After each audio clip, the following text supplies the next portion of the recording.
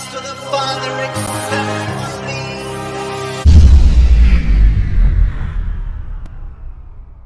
Bible Club.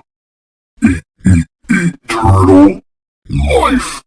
He is the way and he's Jesus Christ's chip. Nobody comes to the Father except through me. He is the way and he's Jesus Christ's chip. Nobody comes to the Father except through me. He is the way and he's Jesus Christ's chip. Nobody comes to the Father except through me. He is the way and he's Jesus Christ's chip. Good evening, everybody. It's the Huge Pop Wrestling Podcast. Your host, Huge Pop, Reek next to me, and our guest tonight is 6'10", 350 pounds, current member of the Bible Club. His finisher is a fire for effect. He is the IHW heavyweight champion. He's been that champion for 495 days. Welcome to the show, Big Fitz. How you doing, my friend? I'm doing good. Thanks for having me, y'all. Yeah, man. That Bullet Club, that Bible Club song is. I was just gonna say that is just fire. I'm sitting over. I love it, man. Let's just keep the song going for a minute. Right. So, So thank you for coming on, Big Fitz. Thank you for Rico for being here. No doubt. I gotta say this every Monday. I look forward to Mondays because I don't know for anybody else that's an interview, sure, but how it finishes and what we talk about with you guys at CWF is just amazing. It's been I've talked to some of the guys that have done it so far, and I've watched the episodes, and it's a good chance for us to not only let you guys know and let everyone listening know what we're about, but just kind of get a little peek behind the curtain, so to speak, what we do. Absolutely, 100%. That's awesome, man. So, as a kid, what kind of exposure, what kind of wrestling did you watch? Well, the first time when I got hooked on wrestling, I was around 10 years old or something, and I was channel surfing at my great grandmother's house. Right, I've told this story a couple times, but I was channel surfing and I came across it was Hacksaw Jim Duggan and Yokozuna. Do you remember when they did the knockdown challenge? Right? Yes. I had no idea what wrestling was. I hadn't really watched it before, and all I knew was that this guy was coming to the ring and he's waving an American flag, and it's a ring. So I initially thought maybe it was boxing or something, and like, this is great. I don't know what this is, but this guy is clearly a hero, right? Mm-hmm. And he comes out and they do the knockdown challenge. And of course, not knowing anything about the nature of the business and everything, he won and I started cheering. And then out comes the powder in his face, and Yokozuna put him in the corner and started smashing him, and he started spitting up blood. And I was losing my mind because I thought this hero was getting killed on live TV. And I went to my grandmother and my great-grandmother. I'm crying. They're killing him on live TV. And I was so upset. And I was hooked. From then on. So I watched it pretty regularly as a kid. Then I kind of fell out of it for a while. Started watching again when I was in high school. Me and my stepdad would watch during the Monday Night Wars. We'd watch a lot of WCW. We would flip between WCW and when the commercials happened, we'd go over to WWE. Yeah. Yep, exactly. So I was a WCW guy back then.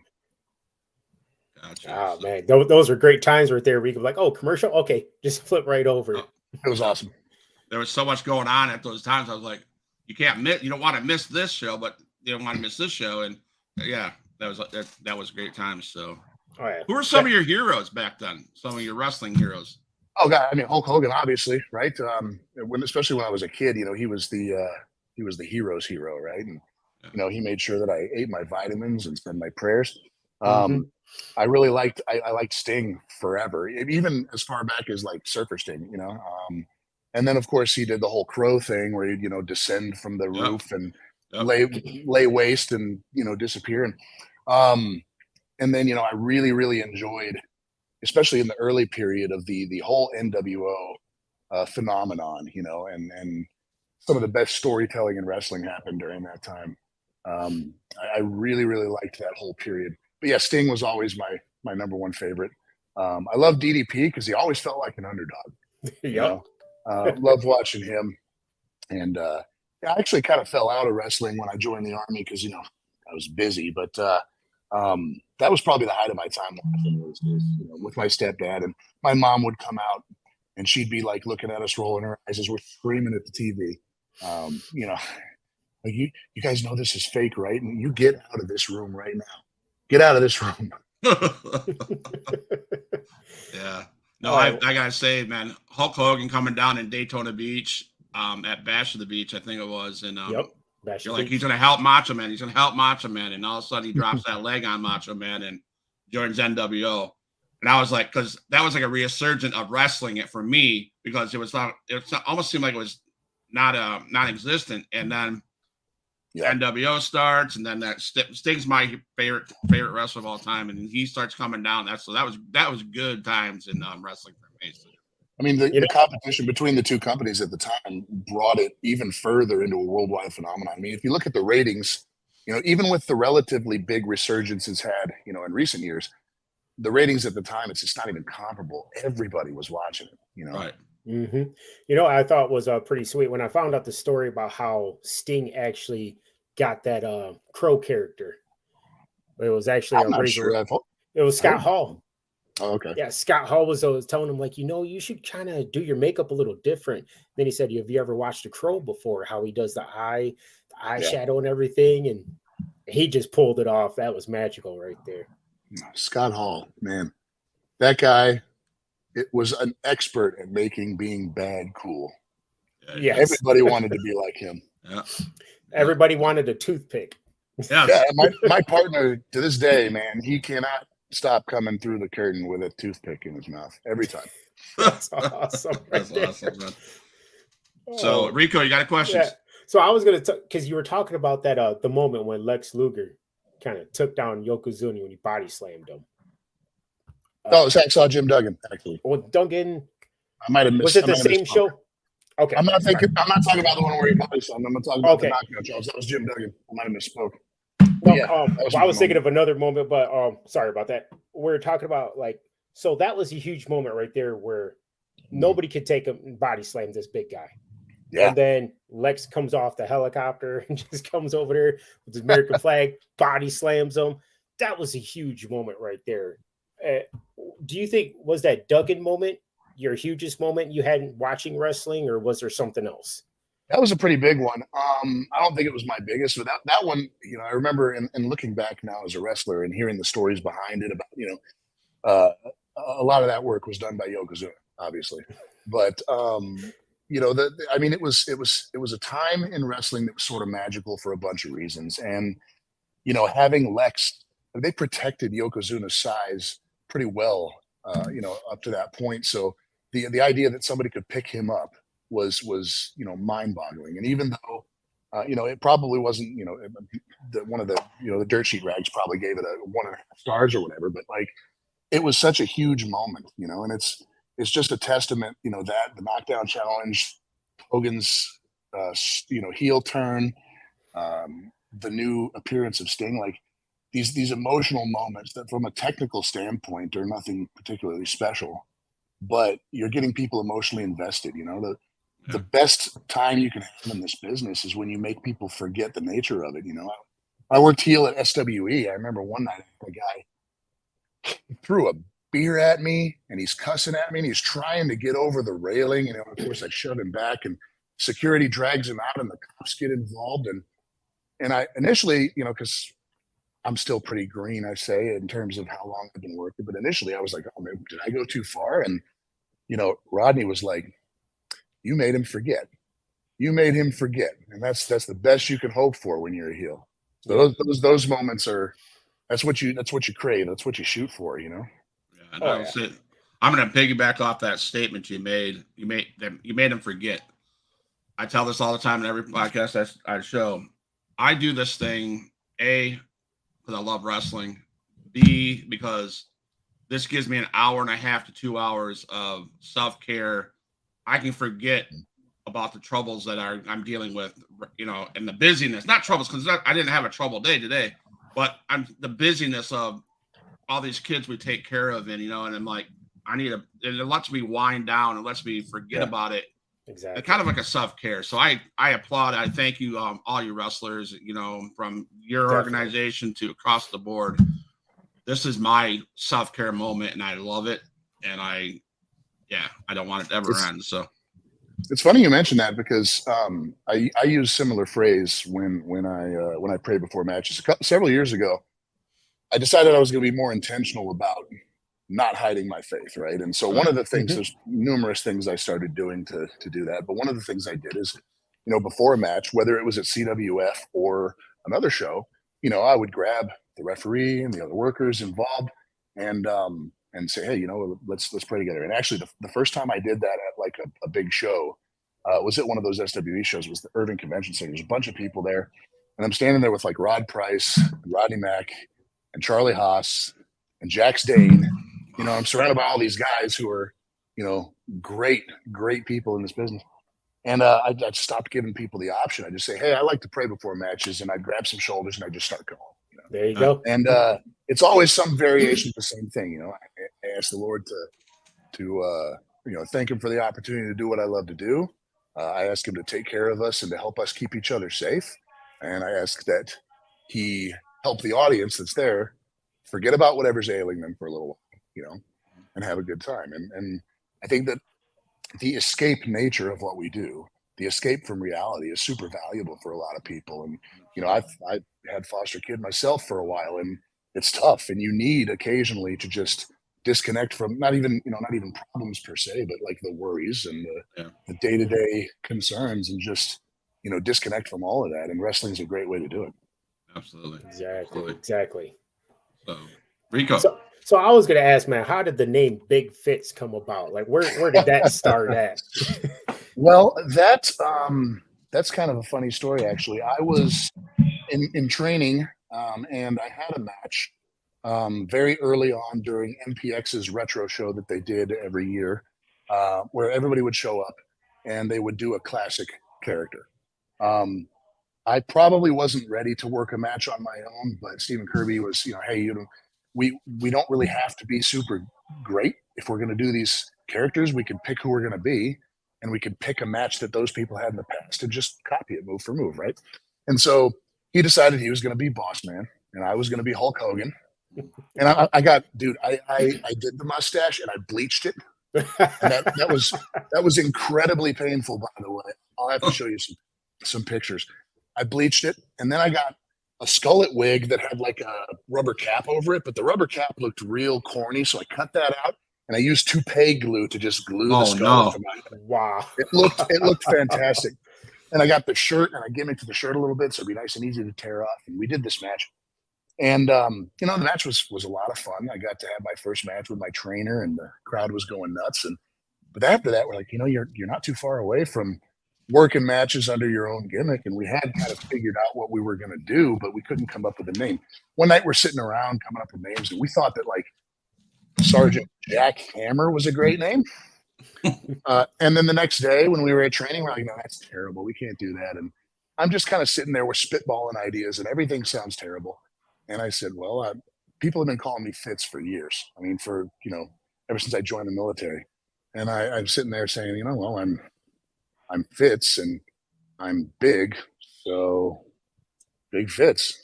And that was it. No, that's been my name ever since. So no like brilliant flashes of creativity or anything. It's and my wrestling character has mostly always been just me, turned up to 11, which is what they say you should do.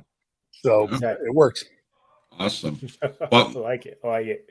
I'd like to thank you for your your service. Thank you. First and foremost, did you get did the military help you prepare for where you're at now?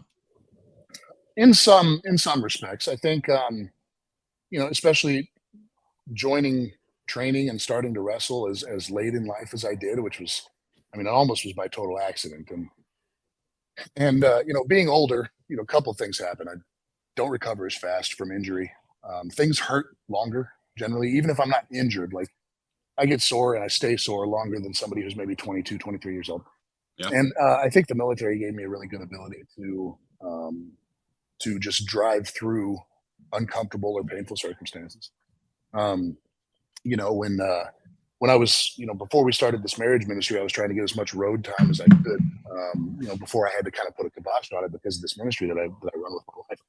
And so there was a lot of, poor sleep and long road trips and everything. And whenever it got kind of tough, I could, just remember that not too long ago, I was making 30 grand a year to get shot at. And suddenly being on the road to go to a wrestling show didn't seem so bad anymore. So it definitely helped with being able to deal with, adversity and soreness and discomfort. Oh. All right, thank you for answering that, and thanks for the question, Huge Pop. Because next week my son graduates from basic for the Army. So yeah, what's his MOS? He's actually doing ammunition specialist. That's okay. Nobody's perfect. There you go. Well, wife was like, mom said, you are going to stay as farther away from the action as possible. And he said, yes, ma'am. That's fair. My mom tried to do that with me and then was not there when I signed my contract. So I wasn't. Well, she made sure she had input on that one. I heard a funny story. I thought it was a funny story. Can you talk to us about your daughter's birthday party? Oh no. So, who told you the story? I watched the stuff on the internet. So blame the internet. Yeah, I that's actually how I got bamboozled into wrestling. So Stephen Kirby, who unfortunately is no longer in the business, I say unfortunately, he was ready to be done, and I'm really glad that he's happy and moved on. And but the Texas wrestling scene lost a pretty good person when he retired and sold NPX. But like most promoters and most people that run wrestling, there's always an angle, right? And I was interested. I thought it was cool and fun. I didn't know indie wrestling was a thing. Actually, I spent some time in the military. I kind of wasn't following wrestling. The first time I knew about indie wrestling, I was at church, and somebody that I knew at church had said, "Hey, we're going to go see wrestling this Saturday. Do you want to go?" And I'm sitting here thinking, well, it's not Raw or SmackDown, so where are we going? He's like, "We're going to an indie show," and I was like, "What's that?"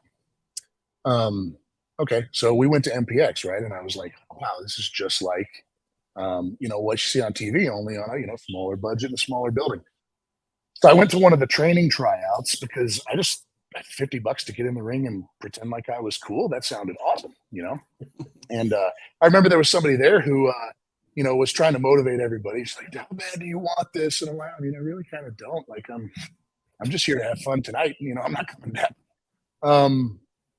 And then my daughter had become such a huge fan by that point. I mean, we're talking, every week she's sitting in the front row with me. She's screaming at the heels, and she still tells me that Texas wrestling has been less fun since Jamie Aller left, because she used to sit there and Jamie Aller would be there, and they would be just throwing insults back and forth, and it was fantastic. But anyway, she wanted her birthday there, so I approached Kirby, said, "Hey, can we do her birthday party? Here's a list of her favorite wrestlers." He got a bunch of them to come out. I think I want to say it was like $400 maybe, or $500 for like a full show just for her and her friends on a Sunday afternoon, And, I still had not gone and trained or anything. I wasn't, I think there was some interest in having me there. I remember Brent McKenzie. I cut a stupid, silly promo one day, and Brent McKenzie thought it was great, and he started showing it to people, like, "Hey, you got to get this guy to train." So anyway, I go to this birthday party a couple of weeks prior. Kirby had said, "Hey, we were thinking at the end the heels would come out and try to ruin your birthday, or you'll ruin your daughter's birthday, and you could stop them and kick some butt or whatever. And what dad's going to say no to that?" So I said, "Okay, let's do it." And he said, "Okay, so come to training on Wednesday. I'll show you a couple of things and we'll do it." So it was the Impact players, who later became known as Larger Than Life, and Kirby, and they all interfered at the end of the match. And I tossed them out of the ring, and of course, being great partners, they flung themselves over the top ropes. And then Kirby comes in and he throws a punch, and I block it. I'm the guest referee, right? So that's why he got mad, apparently, was that I was counting too slow. I block his punch, I pick him up, and I body slam him. I tear my shirt off, and under it, I've got the T-shirt of my kid's favorite faction. And I've got this whole arena, MPX arena, full of kids at the birthday party and their parents just screaming and cheering for me. And I went, yeah, I like this. This is nice. I like this a lot. So, it scratched the same itch that playing music did and things like that. So, shortly after that, I got switched off of nights and moved to a new job. And I said, I'm gonna do this now. I'm gonna become a wrestler. And so I started training. And then about 8 months later, I had my first match. Nice. I like that, man. That's awesome. I bet that was just a huge moment for you right there. Oh, it was awesome. And she's sort of fallen out of it now. I think it was, she's not super interested in wrestling anymore. She still comes to the important things. But she loved it best like when I was a heel, places I was a heel at, because she would tell me, I like being able to talk crap with no consequences, because I would encourage her to, tell me I'm a piece of junk. Tell me I suck. Whatever you want to do, And so she'd be sitting in the front row, and I'd come out at the places I work heel, and she'd start screaming and yelling at me and telling me how terrible I was. And matter of fact, right over here at CWF one night, she starts screaming, "You suck, you're the worst." And I turned towards her, I said, "You're my daughter. You're supposed to be cheering for me." "I don't care, you suck." And I said she was grounded. I said, "You're grounded," and the whole place like, "Oh, no." So, she's a great fan. She plays along. Kids in general, man, they are the fans that I wish every adult fan was. Just play along. Yeah. Do what you're supposed to do. Yeah. Rico. Oh man. So like being like a heel, because some wrestlers always kind of get stuff off of other wrestlers. Was there any other heel you kind of like, man, I really like how he did that, or I really want to move the crowd like that, get him to hate me? Here and there. I kind of picked up a little from everybody that I trained with. One of the things that Stephen Kirby did that I thought was glorious is he would often just pretend like the crowd loved him. And of course, they didn't. So he would, they'd be booing him, and he would wait until the lull died down a little bit. And he's, "Thank you for cheering for me," and like almost as if he's just oblivious to how much they hate him. Then you got guys who, they'll come out and they'll make it clear that they don't need the support of the audience. I've used lines like that a whole bunch. Generally, I don't work heel much anymore, but generally I would just try to figure out what is the way I could make these people as mad as possible. One of the best nights I had was I got the opportunity to be in a match with Ricky Morton and his kid. Oh. And not even a match, actually. It was a post-match thing. I was part of a faction at SWE. And we came up with the idea of like, hey, after this all, turns into a melee, you're going to hold Ricky Morton and force him to watch while the rest of the faction beats the snot out of his kid. And every time and I remember he like hid his eyes and he put his hands and face down like this, like he didn't want to watch. And I just made this real deliberate, exaggerated movement of grabbing him by the top of the head and forcing him to watch and prying his eyeballs open, And on my way out that night, man, I had people throwing things at me. I had people screaming all kinds of things that I will not repeat here. I've even, and it kind of varies with the audience too. I had the military gimmick for so long, and the heel and face versions of that were really the same person. The only difference was that the heel version was kind of a jerk about it and thought he was better than everybody else. And I remember one of the things I used to do was I would ask, where are my military veterans at? Who served in the military? And somebody would raise their hand, and I'd ask them what they did. And no matter what it was, I would talk crap about it. Somebody from the Air Force raised their hand one night, and I said, "Where'd you serve?" He says, "I was in the Air Force." I said, No. I said, military. That doesn't count. I had a Gulf War veteran one night who I was in the first Gulf War. I said, that war lasted like 15 minutes, dude. That doesn't count. He gets all mad. And I've taken it a little too far sometimes. As a matter of fact, here at CWF one time, I still kind of feel bad about it because the guy started cussing and Christian Wrestling Federation. But I saw a guy in the third or fourth row. He had a hat on with a combat infantryman's badge, and he looked old enough where I was thinking, man, he's got to be Vietnam, And so I pointed to him. I could hear the voice in the back of my head saying, "Nope, this is too much. Don't do it." And I pointed at him, and I said, "Where did you serve?" And he stood up and he looked at me and he said, "Vietnam." It's like I couldn't stop myself at that point. I said, "It doesn't count. You lost." Oh no! And as soon as it came out of my mouth, as soon as it came out of my mouth, I was like, "Yeah, that was probably too much." Because anybody that knows me knows that like I have mad respect for veterans that went to Vietnam. They had it a lot worse than I did. Iraq was no picnic, but it wasn't Vietnam, Mm-hmm.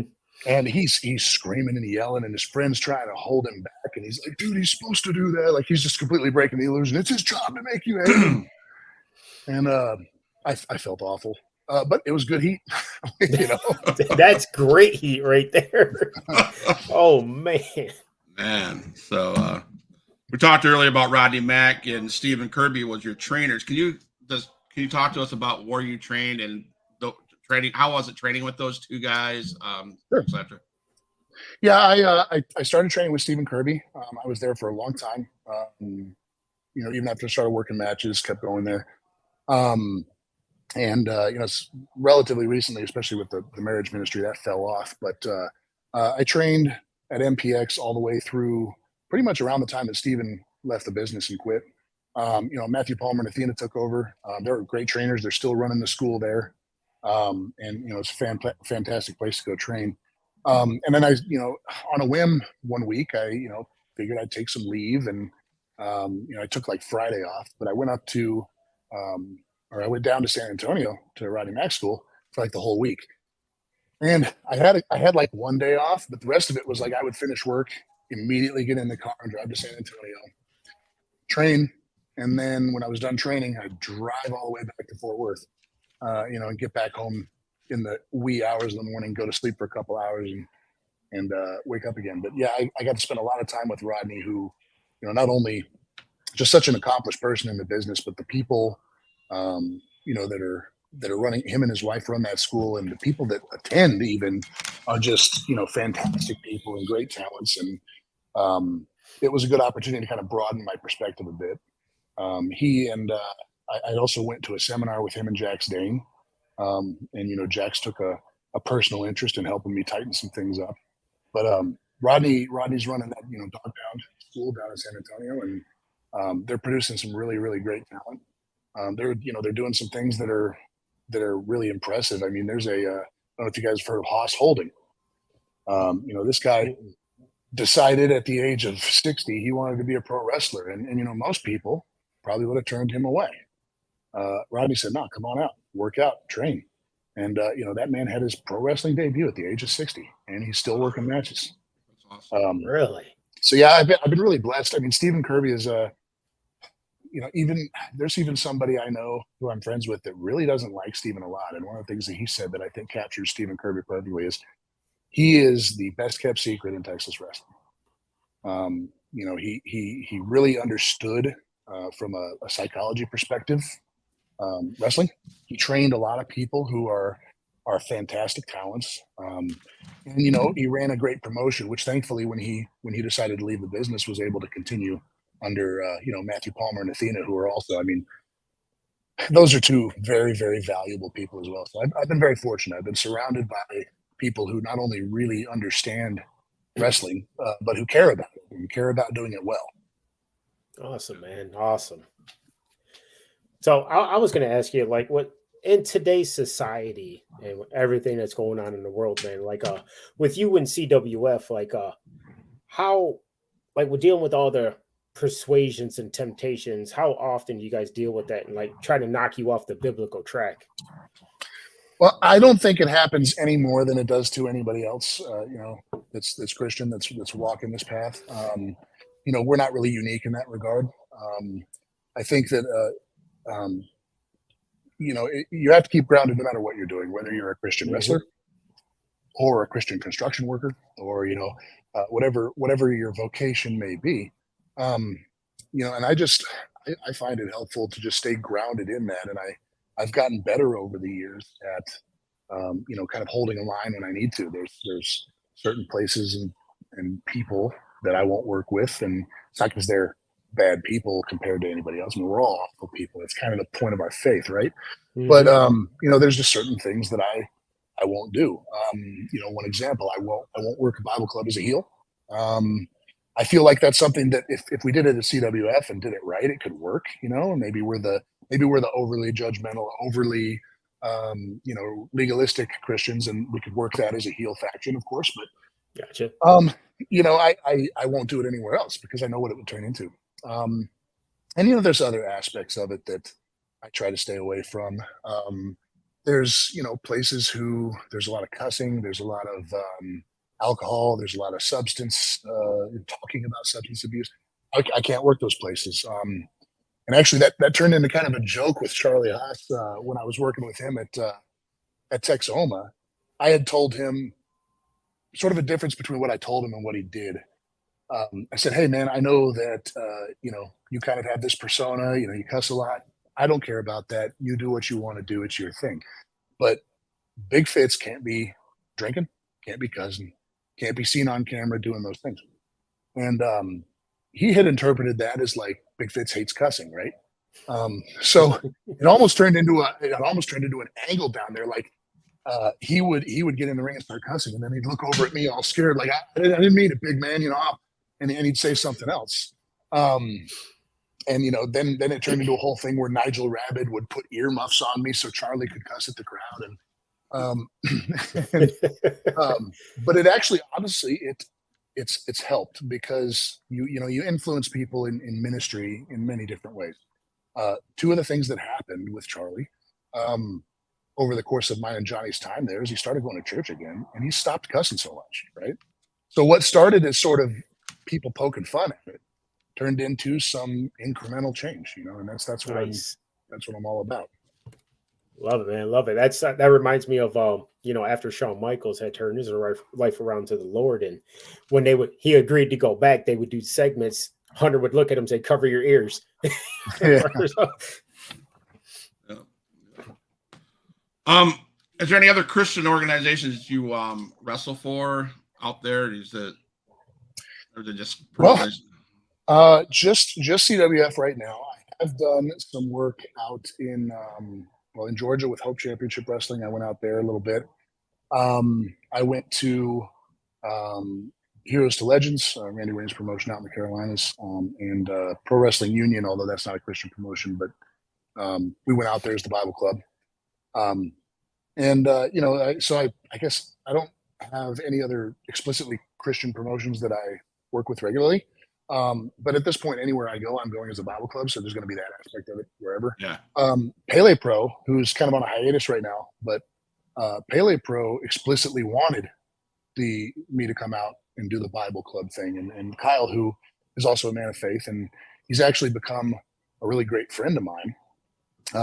He runs a promotion that it's not explicitly Christian, but it's one of those things where he wants it family friendly. He wants it to be something that a Christian can watch and participate in without having to feel convicted about it, right? And he wanted me to come out, and then after my first match there, he wanted me to 45-second promo that was essentially the gospel.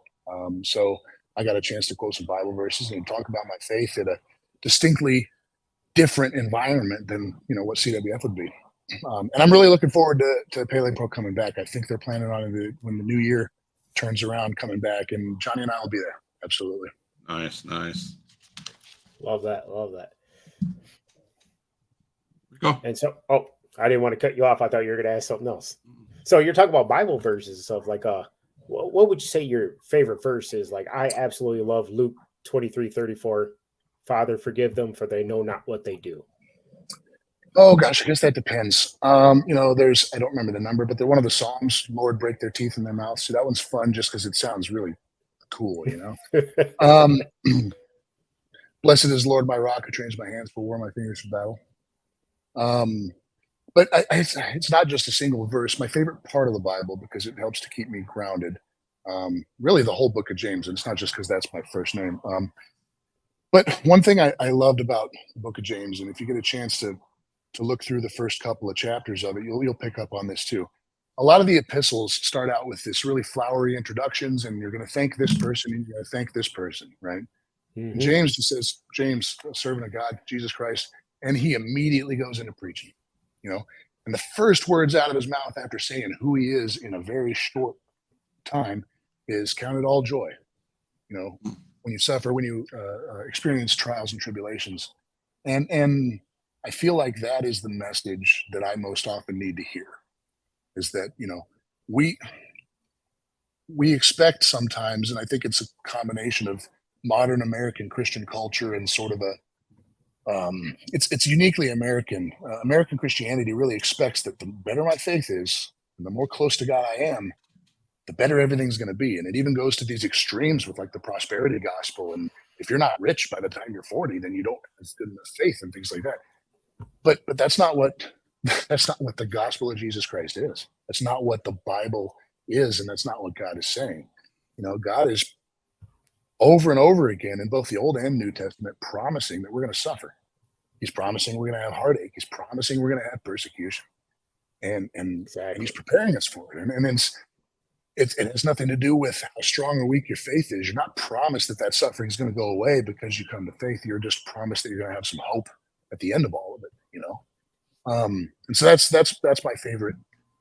You know, it's a theme that's kind of scattered throughout the Bible, and you know, especially, you know, when James starts talking about, you know, what good is it if you know, somebody needs something and you just pray with them, go in peace, you know, and the Lord be with you. It doesn't matter if their needs aren't being met. So it reminds me that like Christianity is a faith of action. You know, obviously I believe that we're saved through grace and grace alone, but that grace and that salvation should produce life change. And if it doesn't, you have to examine yourself. You know, you should feel convicted about things. Yes. And as a matter of fact, I regularly, one of my ways that I try to figure out if it's something God wants me to do is if I really don't want to do it. You know, if you know, a friend recently he's going through a pretty rough divorce, and he's been really having a hard time. And me and my wife run this marriage ministry, and they were just so far gone that even something like that wouldn't have helped. And you know, he came to me and said, I won't be able to get into an apartment until like, you know, November, but I got to be out of my house, you know, in August. And I immediately felt a twinge of I should let him stay with me. I really don't want to. And that's why I did it. I said, yeah, man, you can stay with me. You know, because if part of the message of the gospel is that like being a faithful Christian means going against your own desires, going against your own, you know, wants. And, you know, it's like we hear all the time from people who don't believe, or you just follow this crazy made up man-made religion. And my response is always the same. If it's man-made, then why does it go against every impulse we have? You know? There you go. Right there. Love it. Love that right there. Yeah. Thank you for that, because I'll be telling you what, man, you know, my wife and I been married for 30 years, and we lost a son probably 25 years ago at birth, and it's been every August. It's a rough month. But when you said about James, it talks about having hope. I mean, I'm going to tell you right now, guys. For the last 4 weeks, I've been blessed by CWF, because you guys come and you guys don't know what we're going to talk about, but you guys have something to share.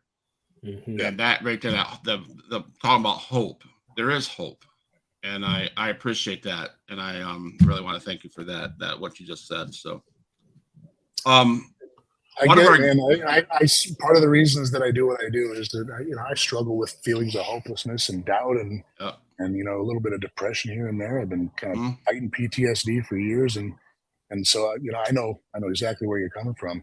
I preached on doubt a while ago, and the first thing I said to the crowd at CWF was, I'm not talking to you about this because I'm immune to it. I'm talking to you about this because I struggle with it. You know, and I know what it's like. Yeah. Yep. You know, doubt. You know, we talked about, we have a couple of kids that, you know, every kid that around this thing, they have no hope. They talk about not having hope because heck, you get taken away from your parents, you get taken removed, and you know, there's doubt, and you know, it's like we're the encourager. God's put us in this ministry of childcare to encourage these young kids, and So a couple of months ago, we had Jackson Riker, aka Gunner, on the show, and I'll be honest with you, I give him credit. He was wearing the Bible Club shirt. Oh, really? That's awesome. And I said, "Where'd you get that?" He goes, "Well, he talked about Christian Wrestling Federation, and he goes, look him up. And I was like, okay. And there was some things going on with another promotion I was talking with, and it fell apart, and God closed that door, thankfully, because that all went the heck in a handbasket with them. And CWF, I reached out to Mr. Vaughn, and he was open arms, and we set this up. And so, can you talk about your time with Jackson Riker, aka Gunner? Well, I met him. I actually met him, I think, when he was working Johnny the first time he worked him. And I had seen him on TV, not too long before that, and I was working at Texoma on Fridays, which it's another promotion that I had a lot of fun at. And to be completely honest with you, I'd probably still be there if the job I've had, well, not new anymore. I've been there for like 8 months, but if it wasn't so demanding, and I could wrestle on Friday nights, I'd probably still be there because, it's, again, not a Christian show, but pretty positive locker room environment. Robert up there, he's not a believer, and he would have very pointed arguments about faith with us, but he was always respectful, and he was one of those guys that wouldn't question you just to get an aha moment. Like, he really wanted to understand where your thought process was. And again, I was trying to be more bold about my faith and not hide it, and I wasn't sitting in the locker room preaching all the time or anything, but I was definitely making it clear kind of where I stood. Mm-hmm. And I had a lot of fun up there with Robert. He gave me some cool opportunities, and one of those opportunities was Gunner was coming to town, and he wanted me to wrestle him. And I was blown away. And then immediately after feeling happy and blown away, I was nervous. Like, are you kidding me? First of all, like, this guy, I just last year was watching him on TV or whatever, whatever it was. And secondly, like, have you seen this guy? He's in crazy shape. I'm going to die, trying to work with this guy. And, but he came out there, and we got to talking. I was telling him about this marriage ministry that I started at my church. And at the time, it was just an inkling of an idea. But, since then, we've run 3 classes, but I started talking to him about it, and we were talking about our own struggles and how my marriage had completely fallen apart, and we were 5 days away from divorce, and managed to save it. And not through my own power or my wife's even. It was both of us drawing closer to God, and so we spent most of the time that we maybe should have been preparing for the match talking about that. And then we went out there, and we had just a great match. It was a ton of fun. He made me look like an absolute stud. I mean, the guy put me over so well, and he's just such a nice guy and such a great person to talk to, and somebody who really can encourage you. Again, I've been fortunate I keep surrounding myself with people like that. I mean, we've got an entire locker room next door of those kind of people. But some of the names that come out to CWF, I mean, we've got some tremendous talent that wrestles here regularly, and they are all just so gracious and so able to share their knowledge. And, we just recently had Jamie Stanley out again, and he's starting a Christian organization out in Florida. And he's just such a nice guy, and the locker room's always so positive. But that match with Gunner, it had to have been one of the high points. And I mean, we're up there at Texoma in front of 100 people, just having a great time and beating the snot out of each other. It was one of my favorite experiences. That was the 2022 anniversary at Texoma, right? Yeah, I believe so. That was a banger of a match, Rico. If you haven't watched that, I encourage you to watch. That was pretty solid. I'll definitely get on that one. Yeah, it was a lot of fun. It was real simple, and like I said, that guy is so talented. He made me look amazing. He made me look phenomenal. You still reach out to him at all? Yeah, we talk semi regularly. Send him a message here and there. Yeah. I'm hoping that we'll be able to, even though he's retiring for the business, I'm hoping we'll be able to see him some more, and maybe spend some more time with him. I think he finished up this month. I think, didn't he? I think he's going to have some Final Four matches. There's one more match that he's been advertising. I'm not sure exactly when it is, but he's pretty close to the end of his career. Yeah. Creek. Yeah. So, do you think there's any possibility, given the chance, that you would possibly go to NXT or AEW? Nah. No way. There's a couple of things at play there. Number one, I love doing this. I really do. Mhm. I enjoy it. But I have no illusions, man. I am 41 years old, and I'm a 41-year-old, I'm green. I've only been doing it for a few years, 5 years, I think. And, I'm old. My body was broken when I started wrestling. I mean, the aches and pains and injuries from 17 years in the infantry and time as a drill sergeant in Iraq, like I already was kind of coming from an underdog position.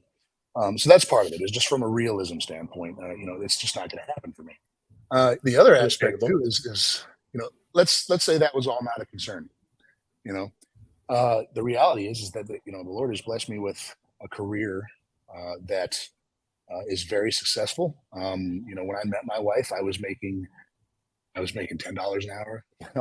I was living in my friend's kitchen, dining room, because I didn't have a bedroom. And now I have a very successful career. I'm a director at a major software company. And the reality is that even if I got signed to an NXT contract tomorrow, it would be a massive pay cut. So it's just not in the cards for me. Which honestly, that kind of makes it better for me, right? There's no pressure in that, so I can continue to do this just because I like to do it and because I enjoy it, versus really having to worry about, am I going to be able to make a career of this and pay my bills doing this?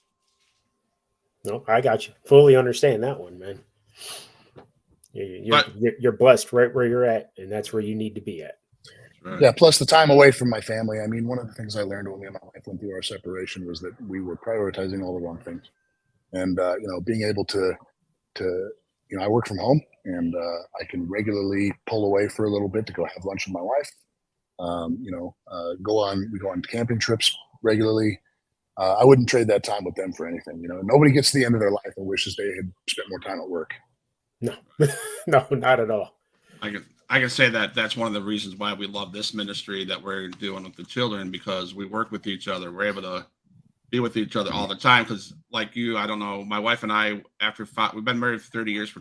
At year 5, we went through a separation because of the same thing. We thought we had priorities way off, man. And then it took us 8 months to get things right. Thank God that happened. And so it's been an awesome rest of the time. My wife and I, we went through some very difficult and dark things that most married couples wouldn't make it through. And the big thing that we learned there is we needed to stop worrying about being the spouse that we wanted to be, or even the spouse that our spouse wanted us to be. Like, right. My North Star for the kind of husband and father I want to be, by the way, in that order, because that's the order God puts it in, is what is in Scripture. And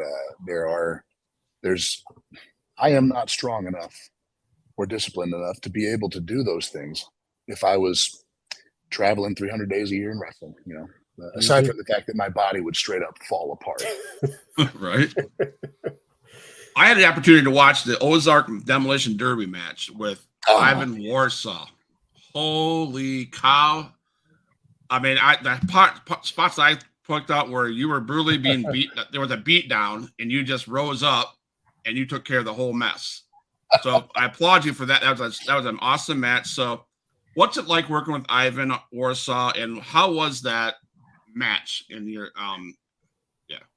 Well, I hope Ivan sees this, because he was one of the people that I met through my time at SWE before that unfortunately stopped being a thing. And my initial impression of him was he's really intense, and I thought he was kind of a jerk, but then I spent a few minutes talking to him, and it's this whole different deal. He's really knowledgeable, and he's very nice and personable. And he had come to me a while back saying, "Hey, I'm getting my own thing started up in Northwest Arkansas, Ozark Mountain Wrestling. And what would it take to get you up here?" And I don't remember exactly what I quoted him, but it was from a money perspective, it was a losing proposition, because the gas to get up there and everything. But I really like him, and I liked what he was doing. I had a tremendous amount of fun the several shows I did up there. And so I just told him, "Hey, if you can give me X, that's plenty. I have family up there, so really you're just kind of partially subsidizing a trip I'd probably make anyway." And I went up there and I did that demolition derby, and man, there was 6,500 people through the gate.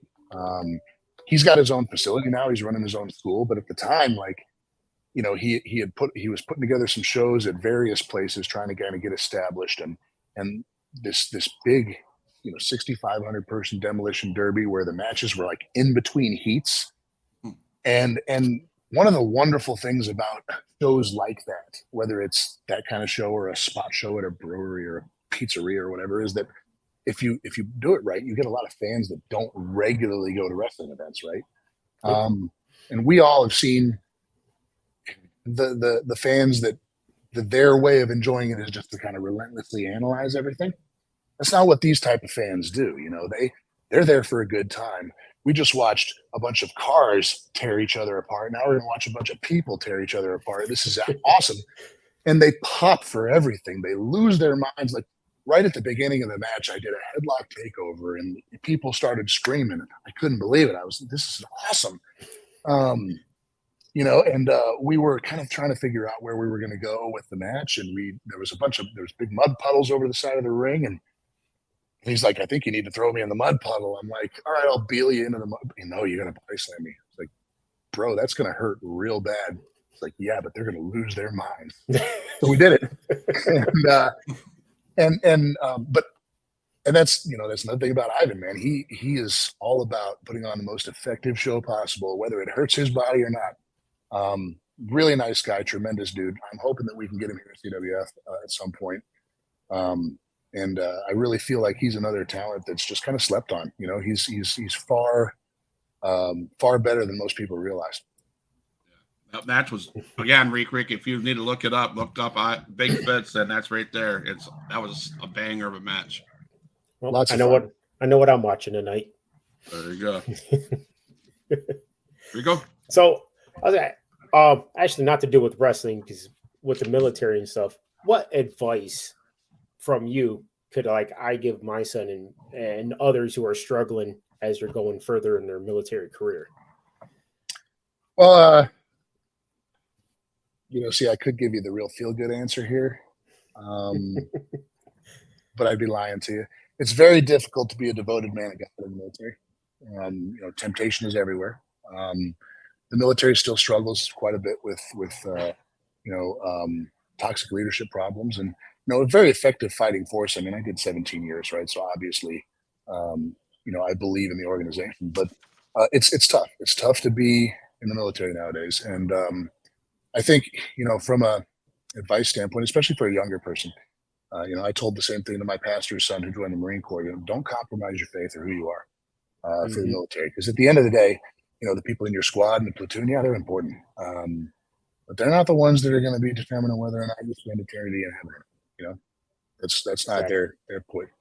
And you know, part of our job as believers, and I had it easy actually, because I was an atheist when I was in the military. I didn't believe, you know, but you know, it's very difficult.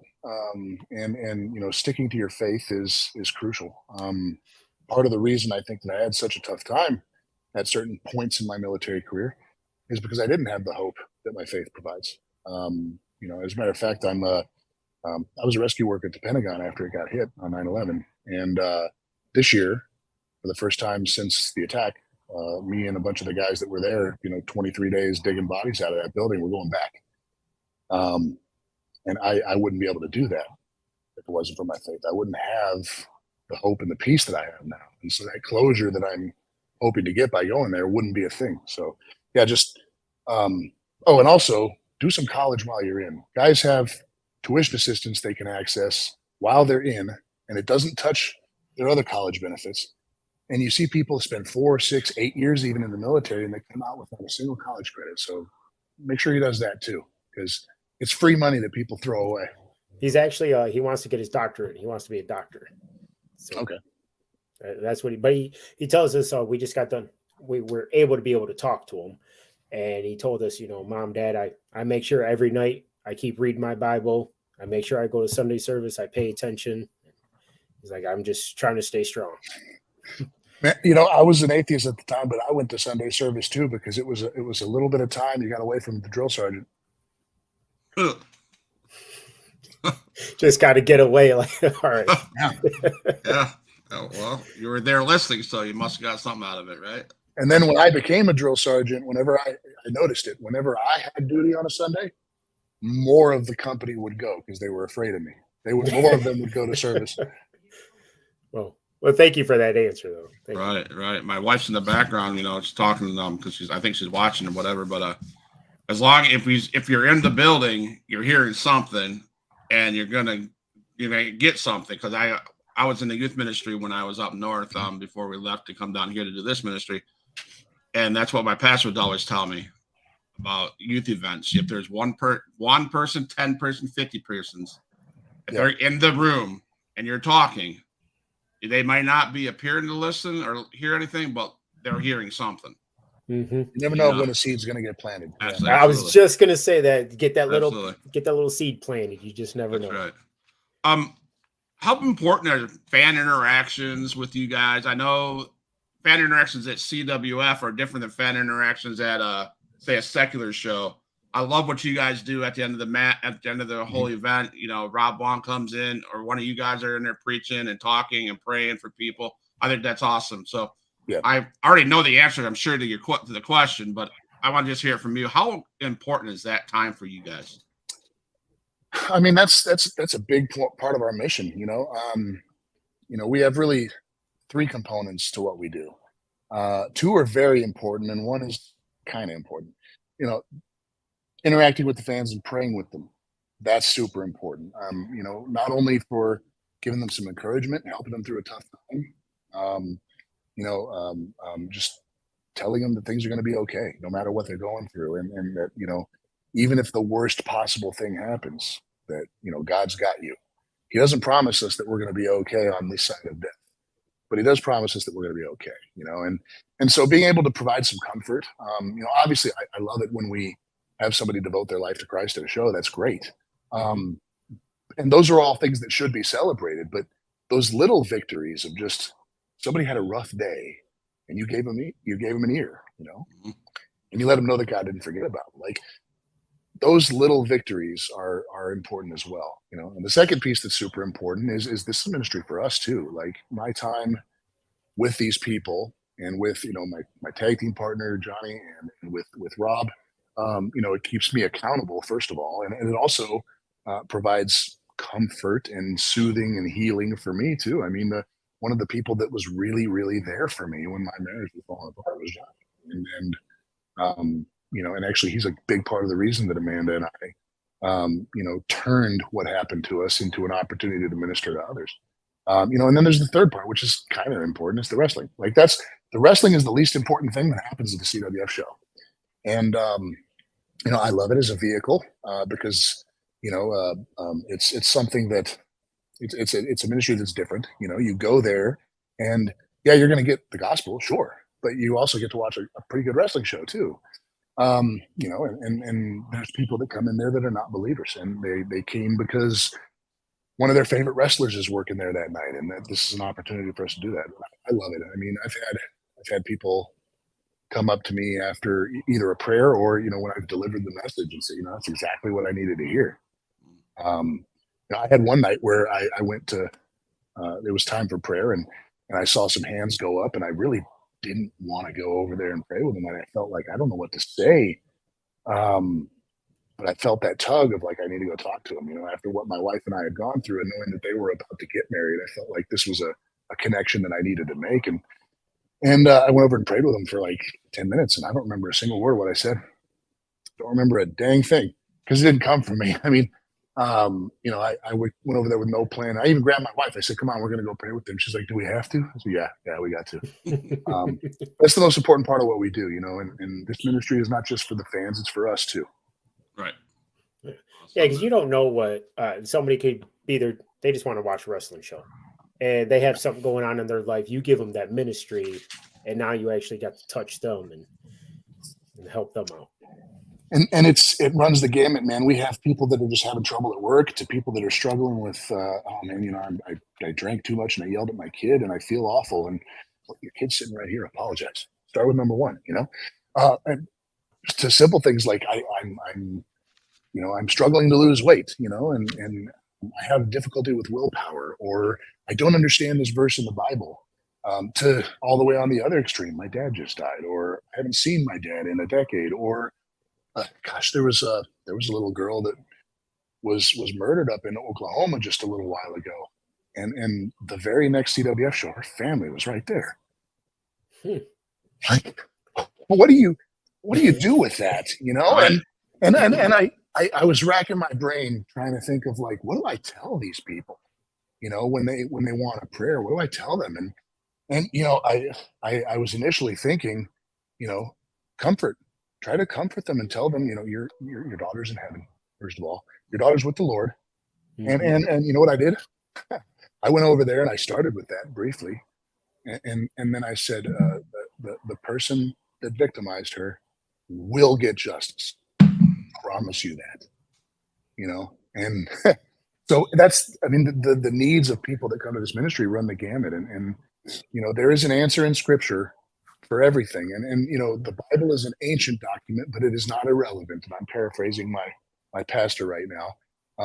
It is as relevant now as when every book of it was written. And you know, there's a lot of pressure in society to change our faith to conform with society. And one of the things my pastor likes to say that I love is if our society and our culture and even our church are not in line with the Word of God, then it is our society and our culture and our church that need to change, not the Word of God. There's an answer in there for everything, and that's what people come for. I could even, you know, if I stopped wrestling tomorrow, got some catastrophic injury, that's still the most important part. Yeah. Mm-hmm. Well, I just want to thank you for what you guys do and how you reach out to people, and just bottom of my heart, thank you, and pray for you guys to just keep moving forward. Absolutely. Appreciate it. Huge pop. Shoot questions. Ready? These come from my kiddos. You probably heard them last week. But hey. Okay. Favorite food? Favorite food?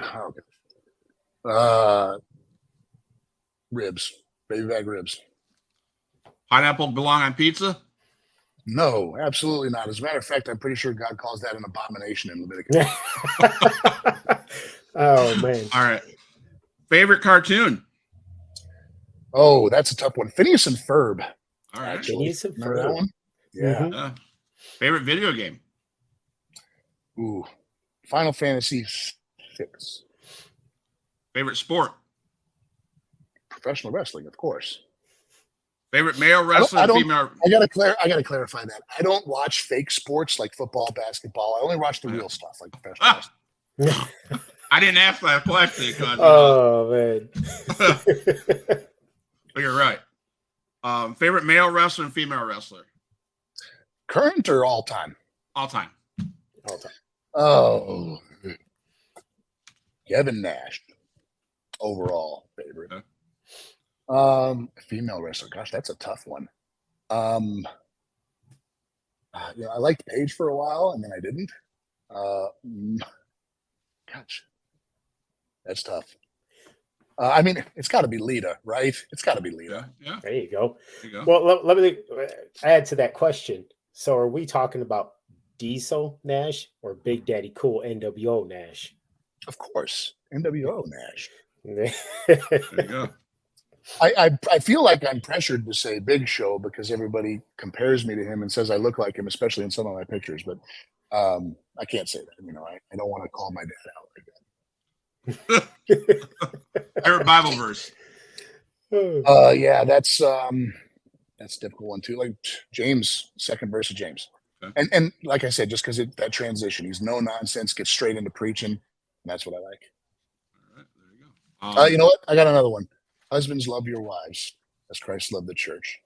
And then everything that comes beyond that, like the self-sacrificial love. Like if you think about the implications of that passage, what does it mean? What did Christ do for the church? You know? And so if you're called as a man to die for your wife, you should. And then maybe it's less than that, sacrificing your needs and your wants at times for your wife, that sacrificial love that we're called to. That's awesome. Yeah. Rico, Yeah, you have I like- anything else? That's kind of like the way I was taught was you have God at the top of the triangle and you and your wife are at the bottom corners. You can't fill that triangle without God. You always put him in the middle of everything. Yep, absolutely.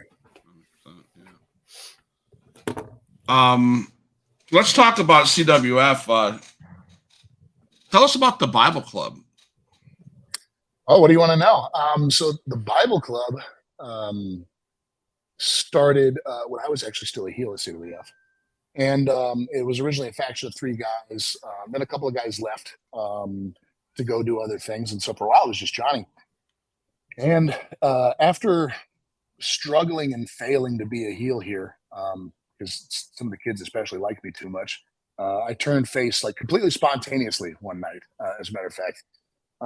Spontaneously kind of turned face. And then after a run with the interdenominational title, Johnny brought me into the Bible Club, and we functioned as a tag team up until just recently when Luke 9 joined.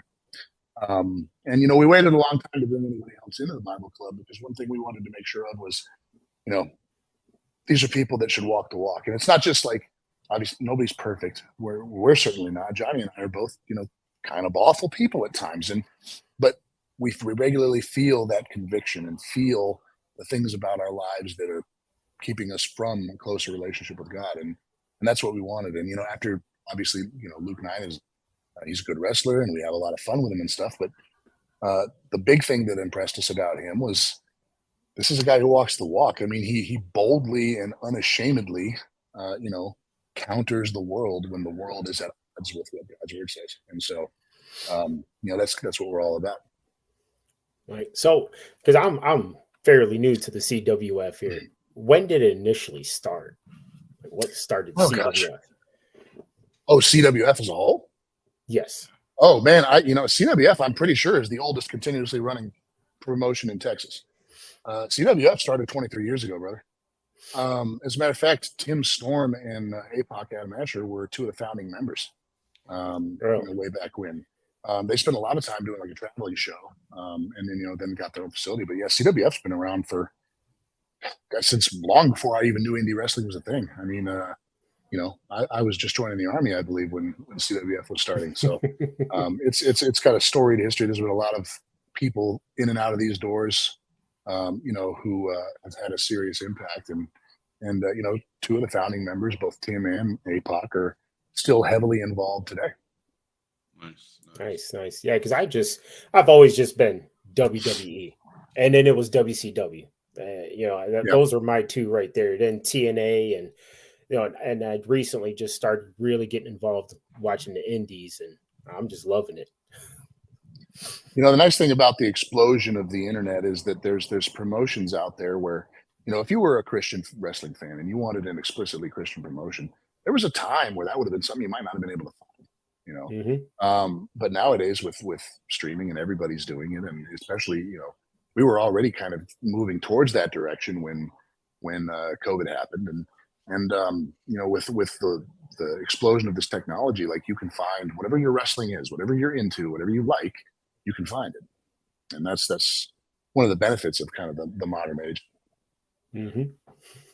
So now we got the Bloodline as probably one of the best storylines going today. We had the NWO storyline, so on and so forth. So can you talk about how important storylines may be to CWF, or is that not a big deal to you guys? It's a little bit of both, actually. So it's obviously very important, because the better the storyline is, the more effective the show is. And the more effective the show is, the easier it is for us to deliver our actual message, which is the gospel, right? Unlike promotions that have legions of writers and lots of money and things like that, we have to be way more flexible. So we have to call audibles a lot more, when something's changed or somebody cancels or whatever. I think that's how I ended up a babyface over here. It was a night of cancellations and switching the card around and things like that. And that's actually a pretty funny story in and of itself. But Barrett and Rob, Barrett Brown's been doing a lot of booking lately, and he's all about creating individual moments and really working at the emotional angle. You can go out there and you can do a super technical, complicated, impressive match, but if you don't have those moments where people connect with you, connect with what's going on, then it's not as effective. So that's his priority. And so obviously we shoot for that as a goal. But the reality is that it's difficult, especially in a promotion where almost everybody in the locker room is a volunteer. People are going to have to cancel. People are going to have things come up, and I think I've been paid to CWF one time, and I'm totally fine with that. As a matter of fact, it caused an argument with another promoter because I gave this other promoter my rate, and he said, "Well, you work for them for free. Can you hook me up?" I said, "Well, I mean, I'm not working for them. That's a ministry, right? I'm volunteering." He's like, "Well, I just think it's messed up that you would hook them up and not me." And I looked right at him. I said, "You know what? I'll tell you what, brother. You give me your ring at the end of your show and give me 15 minutes to preach the gospel of Jesus Christ, and I'll work your show for free too." And he declined, unfortunately. Oh, yeah. Oh, man. That's awesome, man. I appreciate your time. I want to touch on two more things before I let you go, because I know you got Bible study starting up, I think. Yeah, pretty soon. Can you talk about your marriage ministry and a little bit, does that ring into your testimony of how you became a Christian and so on and so forth? Yeah, that's what I was going to ask. Yeah, they're sort of related. So I'll go through the brief story of how I became a believer. I didn't believe any of it. I was an atheist. I was actually one of the obnoxious atheists too. But I had decided at some point, during the earlier years of my marriage that, the Christian worldview and the moral system and the things that it did for society was valuable, whether it was true or not, and so when my wife said she wanted to go to church, I said, sure. I thought this was important for my family, and I wanted them to have a solid moral and ethical foundation. And I thought that, regardless of my personal feelings on the truth of the actual faith itself, it was a good thing for my family and for society as a whole. I felt like this is what the world needed, even though I didn't think it was true. As I remember early on going to church here, going to the church that we found here in, at Lonesome Dove. I was at a life group with my pastor, and everybody else had kind of separated themselves away. It was just me and him. And I was like, I don't really believe in any of this. And he says, I know you will, and I read a book about genetics, actually, that kind of shook my thinking on the ordering and the intricacy of the universe and how it's put together. And I got really into like science-based apologetics, and I started reading some stuff from like Hugh Ross and a couple other people. In particular, this one particle physicist who had spent most of his life an atheist, and then some of his discoveries made him believe there was a God. And it just kind of happened. One night I had a friend who was really struggling, and he called me up, and he was having a hard time, and he was suicidal. And I texted my other friend who lived near him and said, go get his guns. And I just talked to him, and I got off the phone, and 3 hours later, realizing that I had talked to him for 3 hours about Jesus Christ. And I was like, I don't even believe in this stuff. Do I? Like, I don't actually know. I don't actually know when it happened. But that was several years back. And then, 3 or 4 years, 5 years maybe back, my wife and I started having a hard time in our marriage. I won't go into the details, but the short version is I was not the husband that I should have been, and as a result, she took action to correct that. And we filed for divorce, and she moved out, and I was crushed, man. I immediately realized that my part in it, and even though many people looking in from the outside would have blamed her, I immediately realized where I had gone, and not being the husband that God wanted me to be. And to a certain extent, God also tells us that we're the spiritual leader of our families. So to a certain extent, obviously everybody's responsible for their own sin, but to a certain extent, the spiritual growth of our families and failure in those regards falls on our shoulders too. I failed to lead my family adequately. And through the grace of God and a lot of therapy, we pulled through, and we made it to the other side. And then while we were repairing our marriage and things were going pretty good, 6 or 7 months later, we discovered Reengage, a marriage ministry that the curriculum is built by Watermark Church, but churches all over the country do it.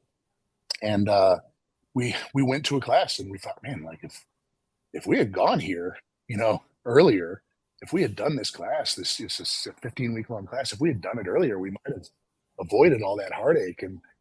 And that planted the idea, man. Like, our church kind of had a gap in its ministry. We didn't have any couples ministries. And we started thinking maybe we should do this and bring it to our church. So we went to the leaders training conference and met up with the pastor. And I remember praying beforehand, like, I was worried I was going to mistake my own excitement about starting it for God's calling, right? Like, 'cause sometimes we do that. We're excited about something, we think it's God's calling, and then it's not. And I remember going into that meeting with the pastor and his wife, and I said, if this is not what you want, Lord, put immense obstacles in our way. And I got in that meeting, and he's like, what do you need? Blank check. Money, room, time. What do you need? We'll take care of it. We'll make this happen. Childcare, all this stuff. And we're about to start our third class in September. So it's been a real blessing. And it's kind of an oil change on our marriage too, man, because we lead the class and then we have discussions and we go through the curriculum again and realize new ways that we can draw closer to God and closer to each other. So awesome. It's great all around. That's awesome. Rico, you have anything else?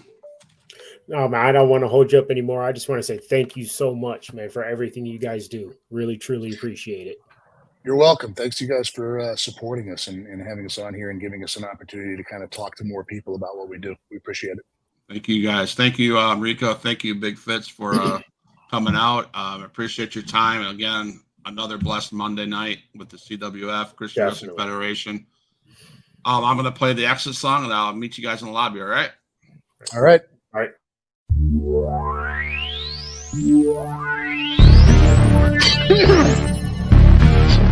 Extreme.